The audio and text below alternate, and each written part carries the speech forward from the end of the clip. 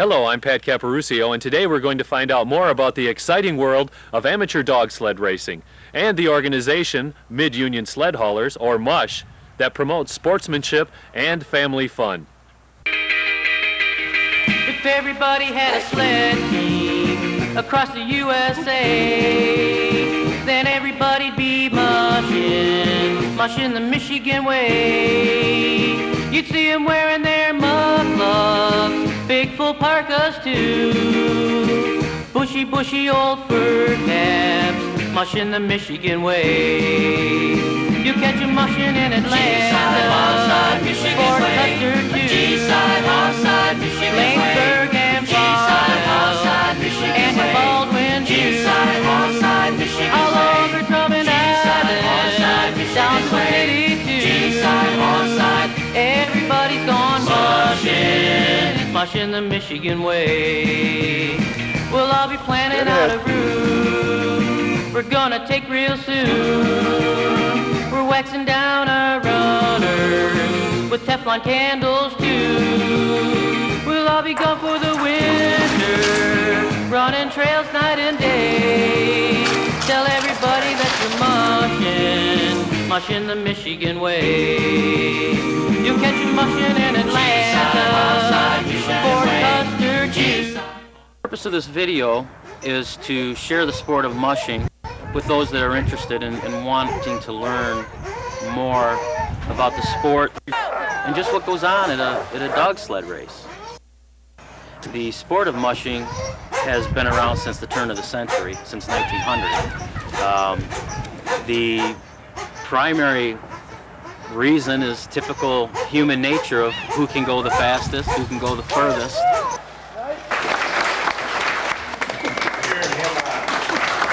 Mushing very easily is a family-oriented sport. You'll see a family become a team. Everybody in the family develops their own job with the team, be it everything from feeding, caring of the animals, getting things hooked up, ready to go. In our scenario, Dad is always getting everything ready to go. Mom's packing up the goods for the next weekend, and kids' responsibility is to take care of the animals. MUSH is an acronym for Mid-Union Sled Haulers. Well, we wanted to start a family-oriented amateur club, separate from the professional clubs, the sport clubs, and so we just went off and formed a nice family-oriented club that we race for fun. Small trophies, just for the pleasure of doing it. And just they wanted to have a recreational group, so that's what they formed, is for Mid-Union Sled Haulers. First they got the name MUSH and then had to figure out what MUS stood for, SA stood for. So that's what they came up with. And they started, the first race was in 1980. It was a distance race. It was just kind of an informal. And then my wife and I chaired the first sprint race in Grand Rapids. So I've been able to run with my grandchildren. 3 generations running in the same race. All 4 of my daughters ran, and all 4 of my grandchildren run too. I've been into the sport so long, I'm enjoying it. 1980 was our first race. 1980. We started the club in '79, latter part of '79. We held the first race at Johnson Park, Grand Rapids. Had a sled team across the USA. I'm in MUSH because I just love to sled. It's not the competition, it's the camaraderie. It's a wonderful group of people to belong to, and that's another reason that we do it, is we really have a lot of admiration for the founders of this organization and a deep respect for them. By and large, when we go to a race, it'd be a good deal like the average person going to a ski resort and buying a ticket to run the slopes that somebody else has prepared, because that's what we're doing.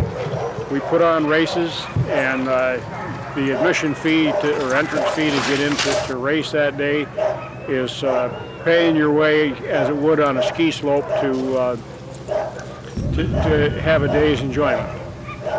One of the biggest aspects of mushing, though, it contains all the thrills of downhill skiing, as well as the beauty and the solitude of cross-country skiing. Well, for our club, of course, we're amateurs. We're interested in getting the family involved, and the more people in it, the better it is.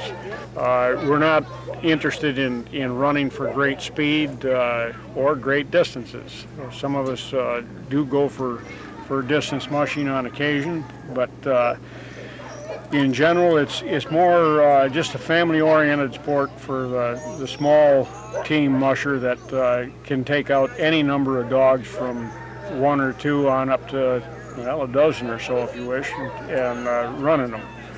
But as far as having any great aspirations for to get in the money and the pros, most of the people in mush don't.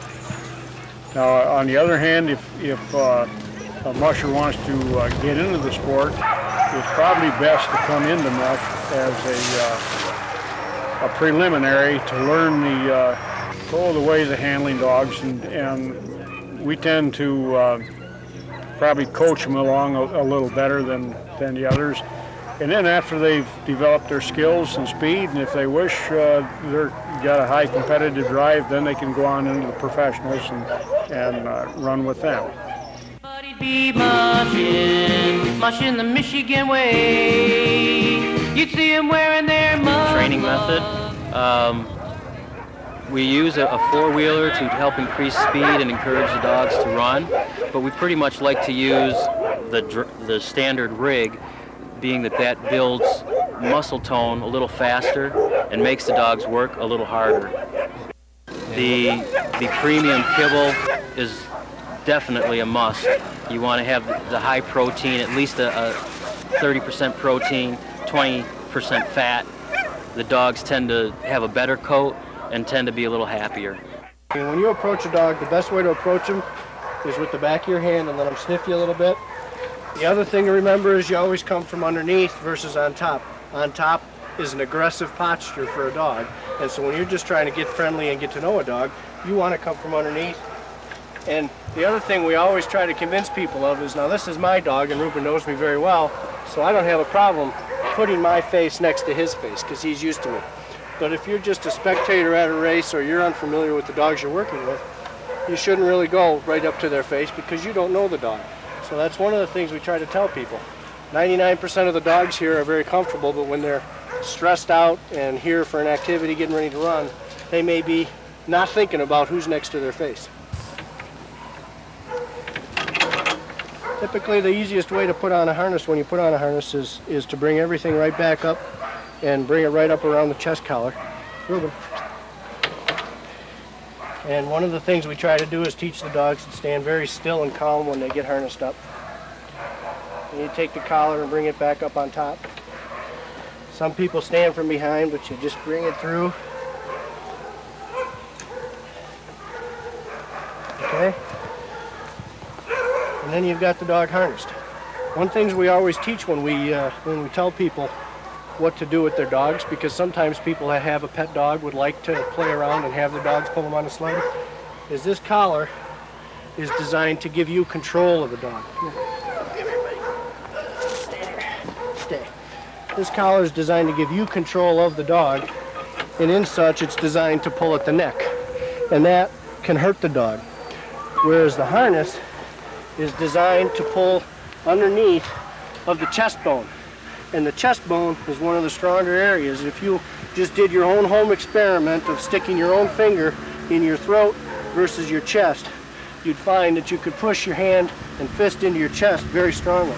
So when you play around with having a dog pull you, always use a harness. When you're working with a team of dogs when they're hooked up, the best thing you can do is always be working from behind, because the dogs are trained to stay, and most people approach the dogs from behind. Okay? Out on the trails with other dogs, you always want to make sure your dogs are very well behaved and ignore other dogs. You can do that at home with working with them on a leash, of walking them just going down the street. If dogs are out loose or barking in a neighbor's fence, You can train them to just go on by and ignore other dogs. Very same techniques apply to a home dog versus a dog in a harness. They ignore other dogs, they behave. The only difference is they're working out in front of you, 30 feet in front. Mushing the Michigan way. You catch a mushing in Atlanta. Veteran Mush member Randy Gerke explains the races, obstacles, rules, and trail conduct expected for the upcoming races. Everybody's responsible for the conduct of their dogs, designated handlers, passengers, and all minor children. Passing rules. Trail. When someone comes up behind you and calls trail, what this means is that you are about to be overtaken, and please give them the right of way. When following each other, maintain at least one team length. Teams traveling downhill have right of way, head-on pass situation, and teams on level ground, the outgoing team has right of way and head-on passing situation. The trail markers, red pie plates signify a turn. Yellow or orange marker or pie plate means caution, and there's a few of those out there. Yellow pie plate also usually will have a lot of times a number on there. Distinguish what trail you're supposed to be running.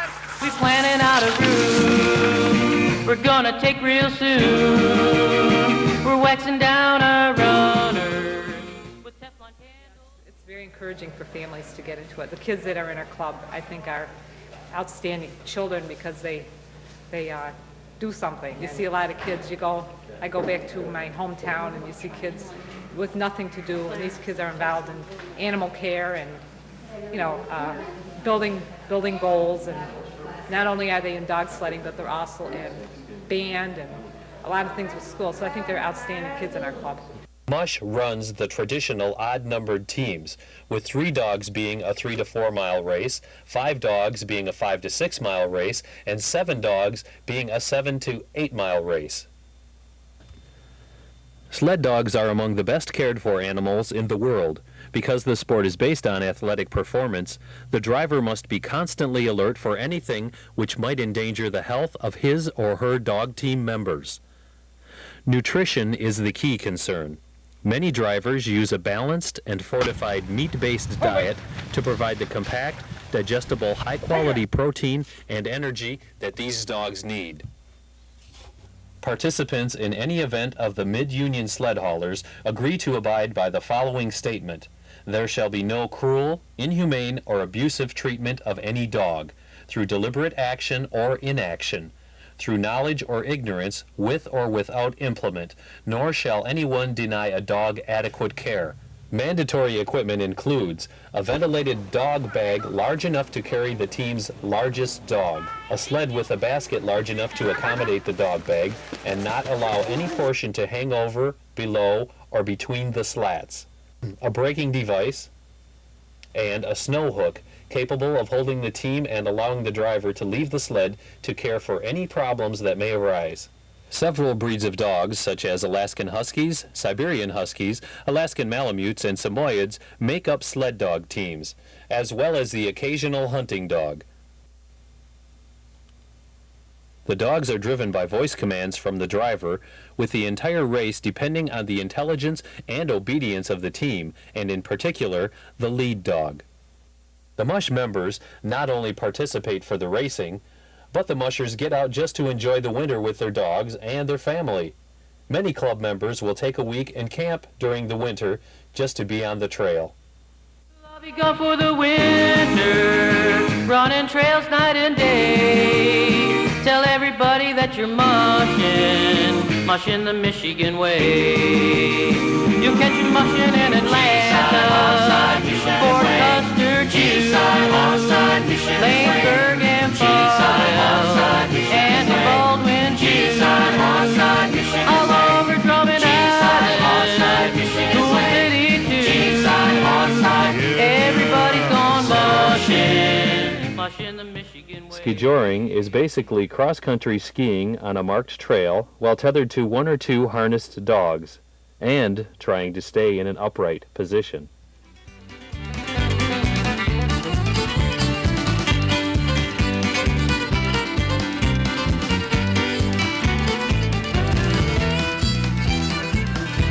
My favorite race is the one-dog competition. This involves children between the age of 5 and 12 years of age. They race separately for the fastest time, driving a one-dog team sled on a straight 100-yard course.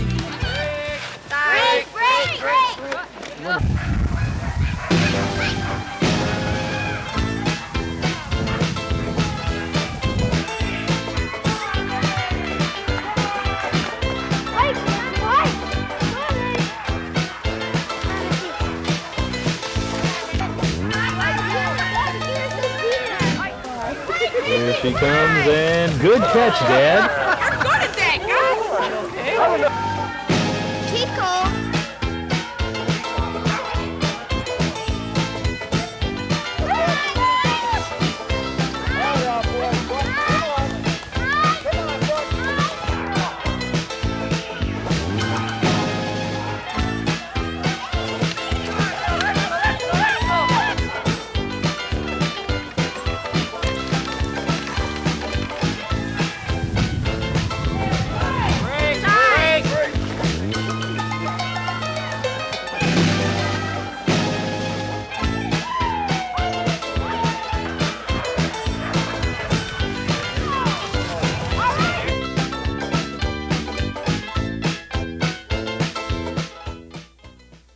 Another popular event is the weight pulling competition.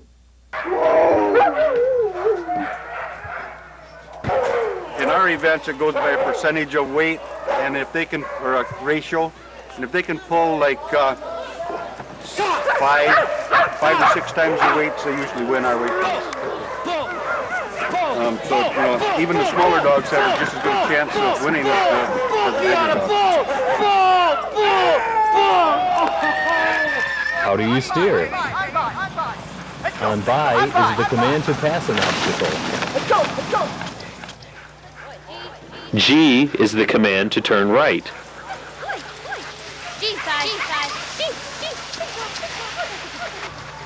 Haw is the command to turn left.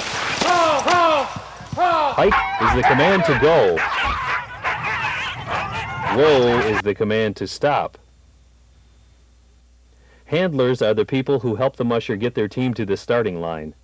Wheel dogs are the 1 or 2 dogs directly in front of the sled, normally the largest, most powerful dogs on the team. The point dogs are the 2 dogs right behind the leaders. The swing dogs, or team dogs, are all the dogs between the point dogs and the wheel dogs. The lead dog is in the front of the team, commonly referred to as the brains. And leaders, they're almost born. Out of the 18 dogs, I've got, I think there's 5 or 6 that will lead. Proper feeding helps prevent medical problems. We use a brand called Peterson. It's always with liquid, year-round. They like half water, half dog food. Kind of like a stew? Yeah, and it's always warm water for them. Come wintertime, race time, I started adding, I had chicken with their diet, with their food. The dogs travel in enclosed cages, usually in specially designed trailers. This is the 3rd season for it. It's a 14 dog. I usually only carry 6, but I have a friend that goes with me quite often, so I have space for his dogs also. All right, come on, let's go. I don't know if I can get him. He's happy and content in there. That's his home. Home, sweet home.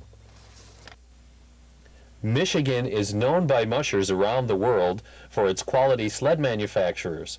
Currently, 8 craftsmen commercially produce and market dog sleds. One of the Mush founders, Bill Raby, uses his sled dog racing experience to build racing sleds. The dog racing sleds are made of white ash, hickory, or birch, lashed with rawhide or nylon at the joints to ensure flexibility. The sleds measure about 8 feet long, weigh about 40 pounds, and are maintained by the mushers.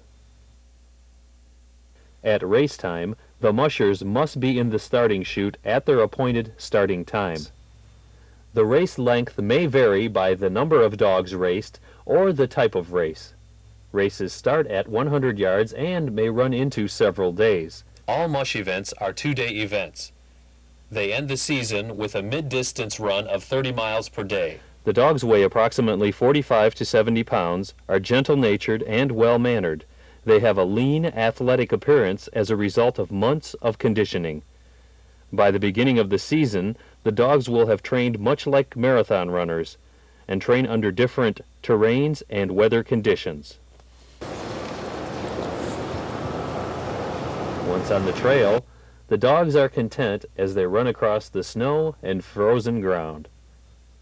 At last, the finish line, and a much-needed rest. Probably the one up at Gould City about 3 years ago. We had extremely unusual icing conditions. Probably the most unusual thing that happened at that race.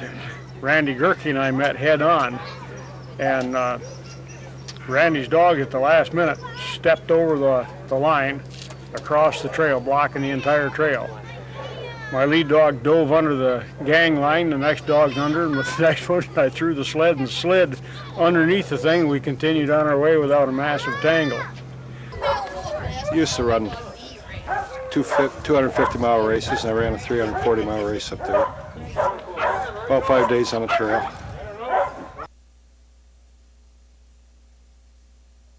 It's a family atmosphere. Every race offers something different, and they're all fun. They're all fun. The great thing about this sport and the club is it is a family-oriented sport. This is the most family-oriented, fun group of people I've been around in a long time. It's been great. Just do it for fun and not competition, basically. Because if you do it for the competition, it kind of gets ugly. Come to the club, come to the races, see what's going on, talk to the drivers, find out what all's involved. Sure. Start small and enjoy yourself. There's been a lot of changes. We have many more people, and our campfires are getting bigger and bigger every year. The dogs, I think, has changed. I think they're a little bit faster. When I started out making a 3-mile run in 20 minutes was kind of the norm. Al Dufford. Al Dufford, how long have you been doing it? Oh, about 35 years. 4 out of the 5 kids ran dog teams. My wife ran a dog team. Great bunch of people. Just a great, great sport. If you'd like to become involved in Mush as either a racer, volunteer, or spectator, or if you would like Mush to come out to your school to do a presentation, call Kevin Batchelder at 810-794-4077 or Carol Gerke, 616-784-2919 for more information. I would like to commend the people at Mush for making this possible and promoting a great family-oriented sport that involves everyone. If everybody had a sled team across the USA, then everybody'd be mushing the Michigan way. You'd see them wearing their mud gloves, big full parkas too, bushy old fur caps, mushing the Michigan way. You catch them mushing in Atlanta, Fort Custer too, Laingsburg and Farmville, and New Baldwin too, all over Drummond Island, down to the city too. Everybody's gone mushing the Michigan way. We'll all be planning out a route we're gonna take real soon. We're waxing down our runners with Teflon candles too. We'll all be gone for the winter, running trails night and day. Tell everybody that you're mushing the Michigan way. You'll catch them mushing in Atlanta, Fort Custer too, Laingsburg and Farmville, and New Baldwin too, all over Drummond Island, Cool City too. Everybody's gone mushing the Michigan way.